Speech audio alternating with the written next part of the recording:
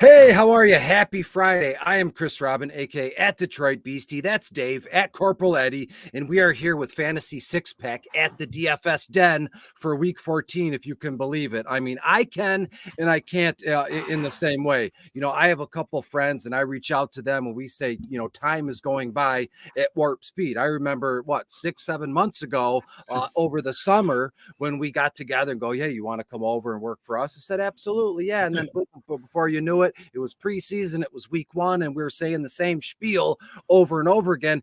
And here we are, week 14 of the NFL season, Dave. And when you look at it, not from a betting perspective, not from a DFS perspective, just from a real life playoff perspective, there's some cool things that are starting to take shape. We know the upper echelon teams, but what about those bubble teams, those wild card teams? This time of the year, it's always more fun. And then you throw Christmas on top of it, and us grown-ups getting some time off to relax and rest and everything. So this is a fun time of year. So Dave, when we look at week 14, what was your first reaction, right? I mean, I'm kind of privy to how you plan and prep, but at like your first initial reaction, your first like 10,000 foot view, what was your first thought?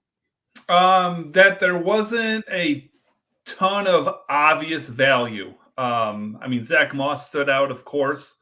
I liked seeing his price again, but after that, there wasn't a lot. We've had a little bit open up as it usually does. But that was kind of it. There was a couple of guys that I noticed right away that were locks for me, and of course, our good guy here, Mr. Ron Rainey, he's in our private Discord, so he knows what's going on, and he knows that thumbnail very often is indicative of some of my cash locks, and that's not a coincidence. And Ron noticed that immediately, and he is absolutely correct. But let's hop into quarterbacks here. For me, it really comes down to two guys for cash. It's Justin Fields and it's Brock Purdy. I played Brock Purdy for the first time in cash last week. Guy that's kind of been on the list and on the radar for a while, but never really got the opportunity where I thought he was the best play. Haven't really raised his price quite enough yet. So that's why he's still here in this, range of cash quarterback for me. He's got at least 2.5x in 10 out of the last 12 games, or 10 out of 12 games this year, I should say. And he's also done it 5 of the last 6. And the one time he didn't, oddly enough, was against Seattle, who's his opponent this week. And they are 10th against quarterbacks in scheduled adjusted fantasy points. So makes for a solid play, but a little bit of, I don't want to say trepidation, but just a slight bit of worry. But then Justin Fields on the other side, going up against, our Lions, whose defense has been just atrocious as of late. They are now 30th in scheduled adjusted fantasy points to quarterbacks. And Fields is we know, that cheat code quarterback that I like so much, especially in cash. And it was less than a month ago, he ran for over 100 yards against the same Lions team, who really have struggled against mobile quarterbacks, not just this year, for a while. And he put up 3.5x against them. This is only going to be his third game back from injury, so I don't have a huge sample size, to talk about. But that game against Detroit probably makes the most sense, right? It's literally the same opponent, and it was very recent. They're coming off a bye. I expect he's fully healthy, and that is my lean for cash. And it's a beautiful thing. So I'm going to start, the same game, just the opposite sideline here. Jared Goff, the Detroit Lions quarterback, right? When you look at everything he's done or he hasn't done over the last few weeks, a win in New Orleans really rights the ship across the board. When I, writing the ship includes everybody that's on it, coaches, special teams guys, whatever it is. And Jared Goff goes to Chicago. Chicago's 27th overall against opposing quarterbacks. And we saw what Green Bay did to the Lions on Thanksgiving. Again, that was, not now we're going on three weeks ago, once, Sunday comes around, or yesterday was 3 weeks here, but he's only 7.5 on FanDuel, 6.4 on DK. I have Jared Goff personally projected 24 to 25 completions, around 260 to 265 yards, and a pair of touchdown passes. With him, well, to be fair, with any quarterback, it's always that can you get over the hump and get that third touchdown pass. And when I look at what I have for the final score in that game, I have the Lions to score 31 points. So I think there's a case to be made that Jared Goff could get to 3 touchdowns, whether it's 1 on the ground, which would be unbelievable, but more than likely it would be 3 in the air, whether it's Gibbs, whether it's Amon-Ra St. Brown. More than likely it's going to be Amon-Ra and Sam Laporta. Just check those 2 off the list. And more than likely, if a third touchdown was to happen out of Goff's arm, it would be to Gibbs, but then you're going to have to, account for David Montgomery, and he scores. So you're looking at 4 touchdowns right there. That's 28 points. That's how my mind works. So give me Jared Goff in Chicago in a game. To be fair, I've seen not everybody. I've seen all the nasty, insufferable Chicago Bears fans on Twitter. They're already planning for next year, but they're still reaching back and burning us after we burned them for things they said in the preseason, like they were going to be so good. And now that they know that they're shit, they're looking forward to next year. But kind of, I don't know what the Chicago Bears fans are doing, but it's a real lame decision. When we look at my next guy, plain and simple, Russ Wilson, the Denver Broncos go to the Chargers. Chargers 28th overall against opposing quarterbacks. And when you look at Russell Wilson, he has a full complement of offensive skill position weapons at his disposal. Sutton has been phenomenal, catching the football mainly in the end zone and just racking up touchdowns. Jerry Jeudy, we'll get to him. He's been in bottom of the barrel. He's at his disposal, and Javonte Williams as well. And all these guys, in a collective group can get it done. And when you look at the Chargers, as I said, 28th overall against opposing quarterbacks, they're not all that scary right now, right?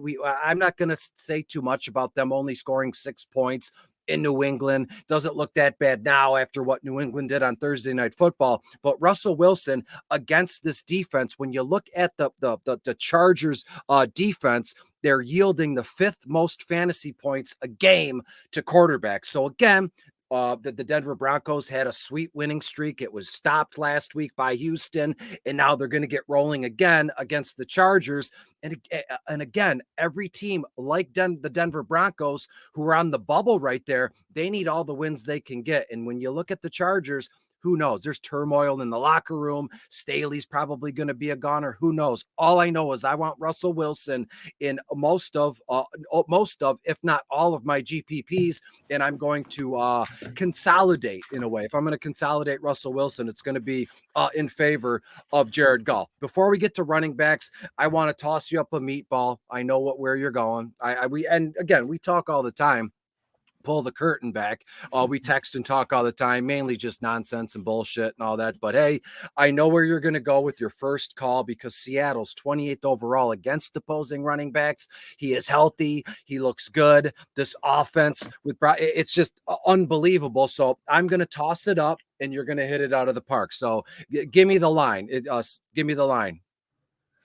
Death, taxes, and playing CMC and cash when he's healthy. And my man Larry, he knows he can't spell my last name, but that's okay. He knows what's going on here. And CMC's our cover boy, one of the 2 this week. Just a great player. Seattle 29th schedule adjusted fantasy points to running back. CMC's matchup proof either way. So when you get an elite matchup for him, you just lock it in, you figure out the rest. Zach Moss, Jonathan Taylor's out again. He was an immediate cash lock for me, basically the same exact play as it was last week. I mean, yes, in reality, it ended up being a bad play just because of how many points you scored. But game theory-wise and just long-term viability, if you didn't play Zach Moss last week, you're doing it incorrectly. And if you don't play him this week, same thing. You're just not doing it right. Isaac Pacheco was a guy that was looking like he was going to be in my lineups. He got ruled out. So here we go. We all of a sudden open up some value like we do almost every week. And now, hello, Clyde Edwards-Helaire. Buffalo 27th in scheduled adjusted fantasy points to running backs. Pacheco is getting a ton of work. I don't think that CEH is going to get, the same amount of work that Pacheco was, at the minimum, McKinnon's going to get in there a little bit. And especially if this is a high scoring game, and really, especially if, the Chiefs are behind. But it's CEH at his price it's just, I don't know how you can not play him. So for me, I've got those 3 running backs locked in, and I don't really see another path minus something crazy happening. Other guys, though, that I was interested in, Joe Mixon, absolute elite opportunity share and snap share all season long. Gets a great matchup. Indianapolis dead last in the schedule adjusted fantasy points to running backs. Backup quarterback is in there. So no reason to think that won't continue. Our good friend, Mr. Keith Fleming, who I don't know what he said, but I'll put this one up alone because I'm going to talk about his Atlanta guy. Yeah, the card. I'm going to talk about his Atlanta guy, Bijan Robinson. 3 straight weeks, of Atlanta, letting him lead the way here. 19 touches per game minimum in that time frame. Tampa is second in schedule adjusted fantasy points to running backs, but don't let that fool you. That's a season-long stat. They have been susceptible lately. So if you think Bijan continues to get, this type of volume, then, I don't think the matchup really is going to affect him here. And then I'll throw out Josh Jacobs. This is, again, ultimate volume over matchup play. Minnesota 4th in schedule adjusted fantasy points to running backs on the year. But Jacobs has seen at least 15 touches in all but 2 games this year, and he's gotten at least 24 touches in 3 of the last 4. So I always preach volume over matchup. And you're getting the volume with Jacobs. I just don't know who of those 3 running backs you could not play, I guess. They all just seem like a lot to me.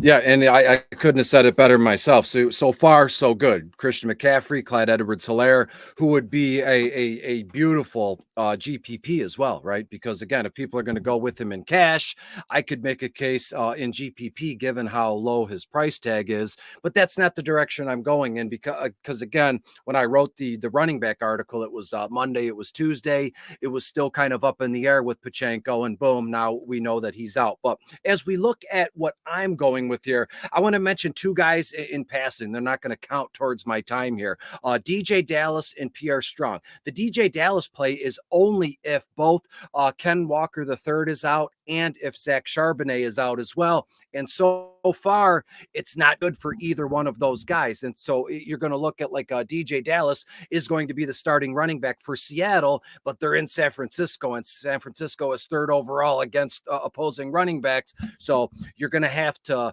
if you want to put some hair on your chest, look at DJ Dallas like right before lock and see what's going on. And when you look at Pierre Strong Jr. in Cleveland, they're playing Jacksonville. Jacksonville's 15th overall against opposing running backs. That's only if Kareem Hunt is unable to play this game because Jerome Ford is going to be active, mentioned in the article. Those are just 2, just jot them down. You can do it in pencil, you can erase it, but just in case, those guys are both like $4,500 on FanDuel at least. And again, if you can get 2 running backs that are going to see at least a handful of carries or a double-digit targets and touches at their price tags all day long. In terms of where I want to go specifically for cash games this week, or excuse me, GPPs this week, there's like a blinking fluorescent light when I get to Jerome Ford. Cleveland's playing Jacksonville. Jacksonville's 15th, as I said. And in a way, they might be absolutely just bummed out and demoralized after, what happened to T-Law. He got his ankle stepped on more than he's had to have already been ruled out because there's just absolutely no way he's going to be able to play this week. Maybe in week 15, sure,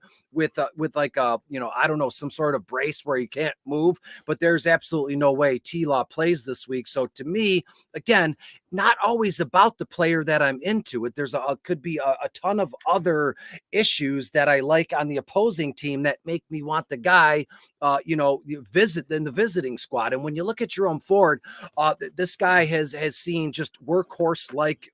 I mean, he just pounds the football, and when you get it to him, you can trust him to get around 50 to 60 yards.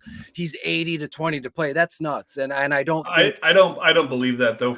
I mean, he did practice in a limited fashion Thursday and Friday.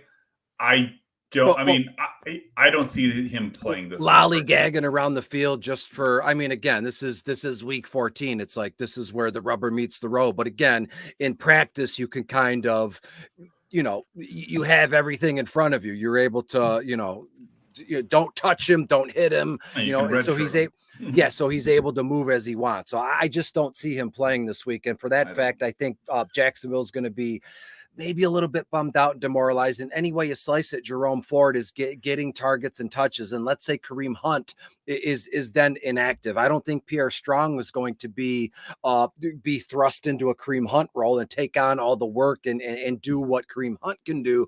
So if Kareem Hunt is out, Jerome Ford is right to the top of my list in terms of GPP running backs. There's something going on in Minnesota, but I'll come back to that at the end of the running backs thing. I want to talk about Damon Pierce briefly.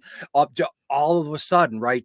We thank you for your service, Devin Singletary, but you're going to no longer be needed. And look, Singletary did well for us. He did well for the Houston Texans, and he's going to be on the field. He's going to get his targets and touches. But Damon Pierce has what was always the planned, bell cow stud running back, and he's going against the Jets, who are 24th against opposing running backs. And when you look at the Jets against wide receivers, they're first, but are they really? The Jets are in a effing free fall, and who knows who the quarterback is. And when you look at Damon Pierce, 6'1" on FanDuel, $5,000 on DK, you're going to get just those like down your throat kind of like in your face, down your throat kind of carries. And I have Damon Pierce 15, 16 carries, around 60 yards, been averaging three yards a carry. That stinks. But for this game, I have him around 4.2, 4.5, something like that yards a carry. And I do think Pierce finds the end zone on the ground. Getting back to the Minnesota Vikings running backs here, they're in Vegas. Vegas is 27th overall against opposing running backs. And get this, Justin Jefferson is playing. That opens up the whole can of worms. Jordan Addison is going to be, very sexy play this week. But what about the running backs? Because now without Justin Jefferson, opposing teams that they can plan a certain way. We're not scared of Jordan Addison. TJ Hawkinson is going to kick our ass if we don't cover him. But these running backs, Alexander Mattinson and Ty Chandler are not used to carrying the football or being in the backfield when Justin Jefferson is running routes. So the box, there is going to be no box. The defensive line is going to be kind of spread out a little bit. So I think there's going to be a ton of room for not only Alexander Mattison, but also Ty Chandler. And I have no issue, no qualms using Alexander Mattison and Ty Chandler in the same lineup. I've already built a few like Frankenstein kind of lines. And I started with Mattinson and Ty Chandler, and it's been wonderful. And last but not least, I just got one more guy. We're about 17 minutes in. It'll be 2 seconds, and it's got to be. It's got, aside from Roschon Johnson, it's the rookie Keaton Mitchell in Baltimore. He is a rookie, and he has looked phenomenal in places and sorts. They go and they host the Rams, and the Rams right now 7th against opposing running backs. But Keaton Mitchell isn't asked to do a ton of work. He just gave the ball maybe 2 or 3 times a half, and boom, one of those, he is gone. So Dave, when we look towards the wide receivers position here, where are you going first and foremost? Well, it's DJ Moore is a lock here for me. When Fields first came back from that injury a few weeks ago, I had him locked into my lineup, and that was with an iffy, Justin Fields. He's put up, at least 4X in each game. It's only been 2, but in each of those games, he's had 22 targets as well in those 2 weeks, and Detroit's 28th in schedule adjusted fantasy points to receivers. So he's a lock for me. Jonathan Mingo is so cheap. Tough matchup. New Orleans 5th schedule adjusted fantasy points to wide receivers, but he's got 3X in each of his last 2 games, seen 16 targets in those. He had a career high 10 last week. So I think the coaching change there has really helped him. And I think that, there's more of a focus on him. So, not just cheap, but the volume's decent. Monter St. Brown, I talk about him almost every single week. An elite cash play. Right now, he is in my lineup as well. I wouldn't call him a lock by any means at this point, but he's definitely in my lineup. More expensive than he was when he played Chicago, same as what DJ Moore is. But, put up 2.5X in that game. I would, at his salary, I would take that again. Safest volume, I think, on the entirety of the slate. Rashee Rice, I think that's another good play, especially, now with Pacheco being out. That just probably opens up a little bit more. I think he's a clear wide receiver 1 on this team. 19 targets and 16 catches over the last 2 games. Great game environment, the best on the slate, I think. I have CEH locked in there, but if for some reason you didn't want to play him, I think you should play Rice. One of those two guys really should be in there. And to be honest, you can play them both, even without Mahomes. I don't think that's a problem.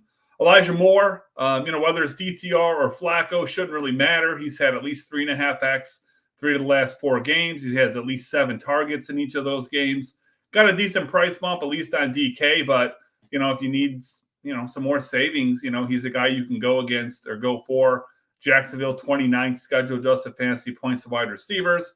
Michael Pittman, starting to catch up to guys like Tyreek and, Mondre St. Brown as far as, incredible floors. At least 8 targets in 7 of his last 8 games. At least 12 targets in 4 of his last 5.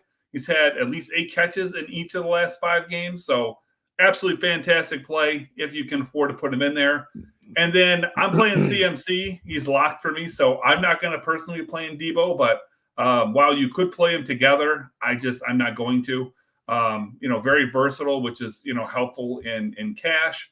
Really the only cheat code that I know of at wide receiver, just because of how involved he is in that running game. And if you play Purdy, that is some nice natural correlation. I don't force it, but when it's there, I like it, Chris. Yeah, absolutely. I do too. Just some quick, we'll do a lightning round, some quick hits here. Zay Flowers is on my list. Jordan Addison, now that Justin Jefferson is back, let's see what Jordan Addison can do. He's been a good wide receiver, but the whole rub with Jordan Addison is he's going to be a fantastic number 2 with Justin Jefferson. How much of the coverage is going to go Jordan Jefferson's way, and they're going to leave Jordan Addison wide open on this end of the field. I had Elijah Moore. I love the idea of Josh Downs, another rookie wide receiver. Indianapolis goes to Cincinnati. Cincinnati's 19th overall against opposing wide receivers. On Monday night, what they did was unbelievable, beating Philadelphia in Philadelphia. And you're like, oh, well, if Cincinnati's going, I mean, they're going to skip a little bit of a beat without Joe Burrow, but having a quarterback like Browning being able to move the ball and get it to the most important guys on the field, then boom, then Cincinnati's going to score and they're going to move the football. Therefore, Josh Downs and Michael Pittman are just, they're awesome. They're outstanding plays this weekend. And Josh Downs, 5.9 on FanDuel, only 4.9 on DK. Jerry Jeudy, as I said, I love Russell Wilson. I love Javonte. And so to me, Jerry Jeudy is another guy, right? Everyone's going to focus on Sutton, rightfully so. But I like Jerry Jeudy in a game against the Chargers, who are 30th overall against opposing wide receivers, to maybe find the end zone. And then as I flip the page here, there's not much left. You mentioned Mingo. I like the idea of Cedric Tillman as well, pairing Cedric Tillman with Elijah Moore in Cleveland, because there's no way Amari Cooper is going to be cleared if he's already been labeled out. He had a concussion in today's day and age of the NFL. If you had a concussion this week, more than likely you don't play the following week. So Cedric Tillman is on my list. And last but not least, Darnell Mooney, right? Justin Fields, Darnell Mooney, and we might see what we can get there, because again, we both know, Dave, and anybody that's watching, the Detroit Lions are going to score points, right? But again, they're going to give up points. Therefore, Chicago's going to score points. So it's going to go back and forth until something weird happens in the late third quarter or the start of the fourth defensively for the Lions. And boom, they go up 2 scores and it's out of reach, and we go from there. But until the clocks are 0, I think Fields is really pushing this football, and he targets Darnell Mooney more times than not. So when we look at the tight ends here, I'll start briefly. Just the most expensive guy on the main slate is Travis Kelce, rightfully so, playing against Buffalo, who's 9th overall against opposing tight ends. And I won't ask you about game theory with Kansas City Buffalo, because that was one of the best playoff games I've ever seen in my life, coming up on 40, that AFC championship game with all those OTs and stuff. I think a lot of people are expecting this game to be along the same lines, yet they're two different teams than they were when they met back in there. So where are you going with tight ends, Dave? I'm not 100% sure yet. I've got 2 guys that I'm really interested in, and then I got a guy I have to mention. The 2 guys I'm really interested in, it just is going to depend on which way I go. Brevin Jordan, same guy that ended up being the ultimate pun play and more than paid off, his cheap price tag last week. Dalton Schultz is out again. So, here comes, Jordan again as your cheapest punt option, I think, at the position. 9.4 points last week. If he does that again, fantastic play. Isaiah Likely gets, just the elite matchup here. Rams dead last, scheduled adjusted fantasy points to tight ends. And I know that this is very narrative based, but it is true. Baltimore has absolutely destroyed NFC teams at home this year. And at this cost, it's kind of the same as Brevin Jordan. If we get 10 points from either one of these guys, it's a smash play. So I really like Isaiah Likely too. And then David Njoku, kind of been my dude, for a month straight here. Volume has been insane, for a tight end especially. At least 6 targets in 7 straight games. Last week was the first time he didn't hit 3X in the last 7. So I do like him, but it's probably going to be either Jordan or Likely for me. And those are wonderful. I had, Likely, and I want to talk about Kyle Pitts briefly. Likely and Pitts are in bottom of the barrel, the tight ends section, which will be out right after this broadcast is done. And I had them like right on the cusp because of their price tag here. But when you look at Kyle Pitts, he's, I think the Atlanta Falcons team and offense is actually pretty good. I think the problem is the coaching staff. I think the problem is the front office brass and what are they doing? And I've always been a Desmond Ridder guy. I drafted him across the board in a lot of redraft leagues as my second quarterback just to see what would happen. And I know he's not this bad. It's got to be something with the coaches, not getting him what he needs to take that next step here. But to me, Kyle Pitts, absolutely in play. They're playing Tampa Bay's 22nd overall against opposing tight ends. In Pitts, not a ton of dough. 5.3 on FanDuel, only 3.7 on DraftKings. I have Pitts 5 to 6 targets, 3 to 4 receptions, 45 to 50 yards, and catching a touchdown. I had Brevin Jordan listed there. Boom, he was on both of our lists last week, right? Also in bottom of the barrel last week. Cade Otton on the opposite sideline as Kyle Pitts here. Tampa Bay's playing Atlanta 28th overall against opposing tight ends. And again, in Tampa Bay, you have a lot of other, the pecking order doesn't really suit Cade Otton with Godwin and Rashad White and Mike Evans there. But Cade Otton, all you need is 3 to 4 targets, 2 to 3 receptions, 20, 30 yards, and it's that touchdown that we're after. And a few more just really quick here. Adam Troutman, right? Denver's playing the Chargers. If I liked Russ Wilson, and again, I have, let me double check this here. I have Denver to win this game, and I have Denver to score 31 points. So these touchdowns are going to happen somewhere.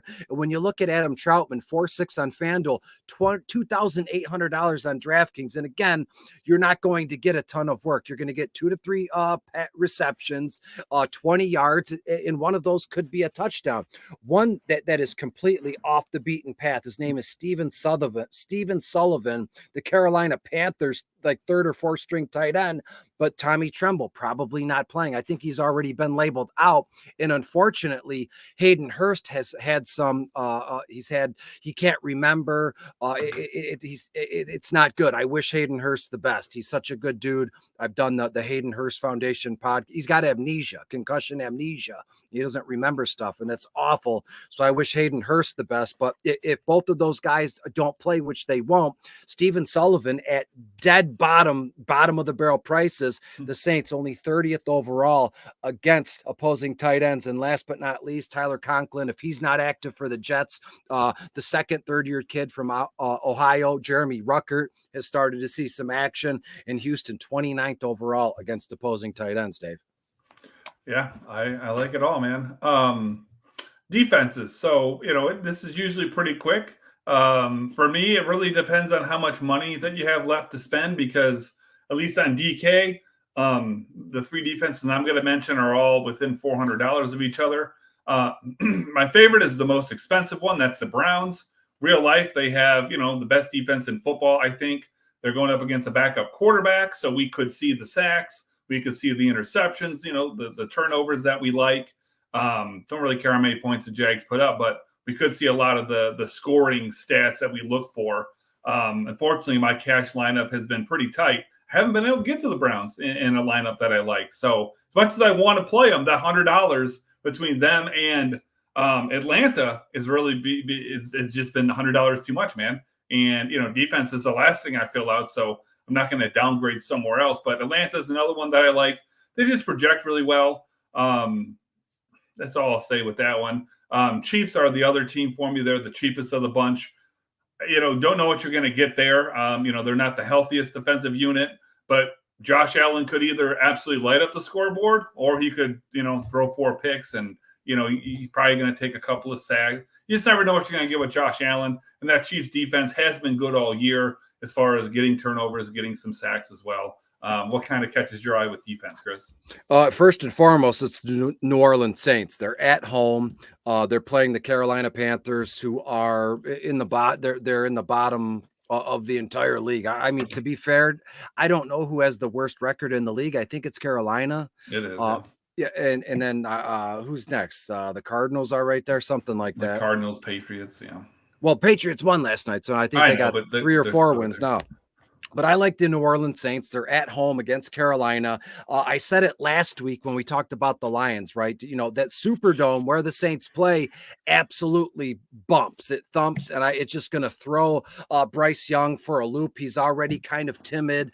He's not had a good rookie season at quarterback, and I just think that there is a potential for multiple defensive touchdowns in this one, whether they're a pick six, whether it's a strip sack fumble, something like that. So the New Orleans Saints are high on my list, and they're not even a ton of dough. I also like the Houston Texans, right? When you look at Houston, they're playing the Jets. They're in New York, but this final score, I have Houston winning this one like 28-13, something around there. And the Jets are they're 31st in terms of giving up points to opposing DSTs. And the New Orleans Saints, when they're cooking and when they're rolling, right, their offense really buys in and really bleeds over into the defensive side of things. I think the Houston Texans really get after whoever the quarterback is. And it looks like it's going to be Zach Wilson again, who when they asked him to step up and play quarterback again, he was apprehensive. And so let's say Zach Wilson is the quarterback and he doesn't even want to play. He's going to be out there half-assing it. And to be fair, Houston's going to run right through them because Houston wants to make, there's something special going on, at least this season in Houston, and they want to make the playoffs. So I think they run through the Jets. So give me the New Orleans Saints and give me the Houston Texans, my friend. Anything else you want to put wrap this up with a bow?